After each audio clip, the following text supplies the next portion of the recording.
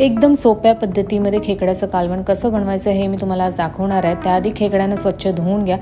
वाटण्यासाठी तुम्हाला कांदा, खोबरं, आलं, लसूण चांगलं वाटण भाजून घ्यायचं आहे आणि मिक्सरला लावून घ्यायचं आहे।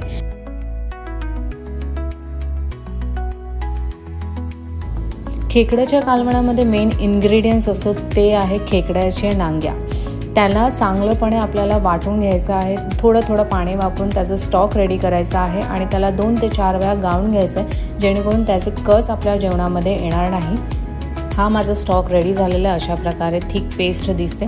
त्यानंतर एक पातेलं घ्यायचं आहे। पातेल्यामध्ये तेल गरम करायचं आहे। ते तुम्ही आवश्यकतेनुसार यूज करा आणि त्यात कांदा गोल्डन सोनेरी होईपर्यंत भाजून नंतर जो आपण वाटण तयार केलेलं कांदा खोबऱ्याचं तो ॲड करा। त्याला चांगला भाजा। लाल तिखट, चिकन मसाला, मालवणी मसालाही तुम्ही यूज करू शकतात। हळद वापरून हे चांगलं वाटण मिक्स करून घ्या। हा जो स्टॉक आपण रेडी केलेला होता तो ॲड करा। ह्याला 5 ते 10 मिनिटं उकळी येईपर्यंत चांगलं झाकण लावून वाफू द्या। खेकड्यांचा आकार बघा, खूप मोठी खेकडी होती। ह्यात थोडं पाणी ॲड करा, खेकडे ॲड करा, चवीनुसार मीठ ॲड करा ह्याच्यात आणि 15 ते 20 मिनिटं ह्याला झाकण लावून उकळी येऊ द्या, शिजू द्या।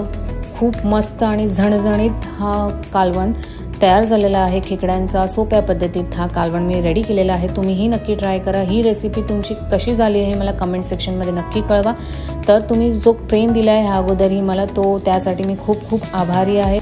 सो प्लीज ज्यांनीही माझ्या चॅनलला सबस्क्राईब नाही केलं त्यांनी लवकरात लवकर जाऊन माझ्या चॅनल सबस्क्राईब करा आणि मला खूप प्रेम द्या। असंच thank you so much for watching.